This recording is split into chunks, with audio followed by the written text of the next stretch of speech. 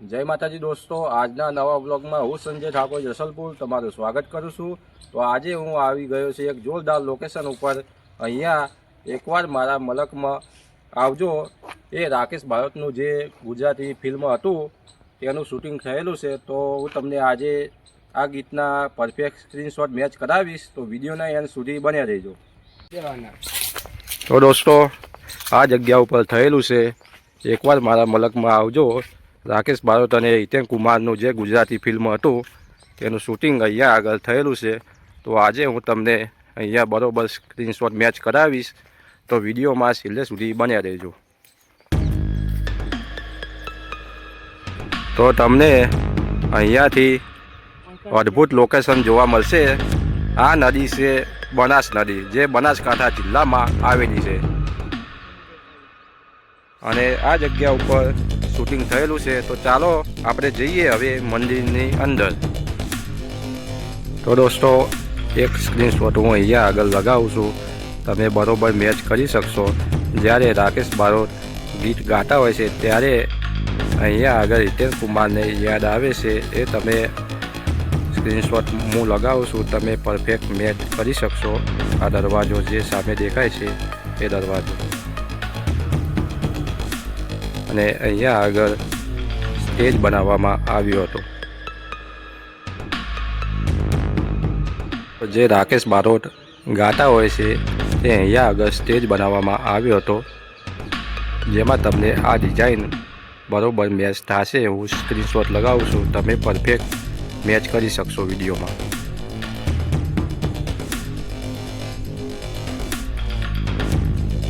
એક સ્ક્રીનશોટ અહીંયા આગળ લગાવું છું, જે તમે વિડીયોમાં અને સ્ક્રીનશોટમાં આ સિંહની મૂર્તિ બરાબર મેચ કરી શકશો।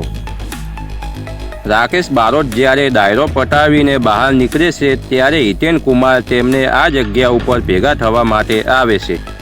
એવું એક આ જગ્યા ઉપર શૂટિંગ લેવામાં આવ્યું હતું।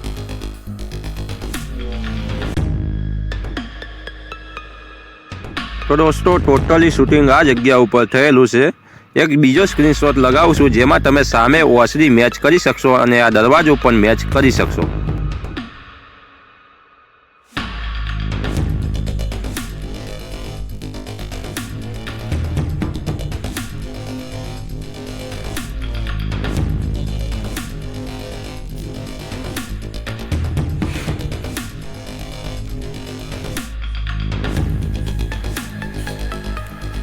દોસ્તો, તમને દિવાલ ઉપર જે ફોટા જોવા મળે છે તે અહીંયા આગળ પહેલાં જે ગાદીપતિ હતા તેઓ મહારાજના ફોટા છે।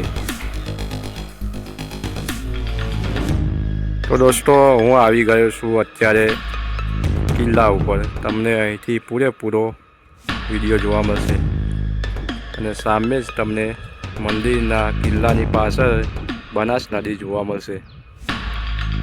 તો લોકેશનની વાત કરી દઈએ તો આ લોકેશન છે બનાસકાંઠા જિલ્લામાં આવેલા ઓગળ તાલુકામાં આવેલું થરી એવું જાગીર મઠ। તો દોસ્તો, આ મંદિરનો પૂરો વિડીયો હું તમને ડિસ્ક્રિપ્શનના લિંક આપી દઈશ, ત્યાં જઈને પણ તમે પૂરો વિડીયો જોઈ શકશો।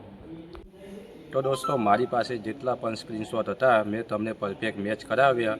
વિડીયોમાં બસ આટલું જ। વિડીયો પસંદ આવે તો વિડીયોને લાઇક કરજો, આગળ શેર કરજો, અને આપણી ચેનલ ઉપર હજુ નવા હોય તો ચેનલને સબસ્ક્રાઈબ કરી લેજો, જેથી આવનારા આવા નવા વિડીયોની જાણકારી તમને સૌથી પહેલાં મળી રહે।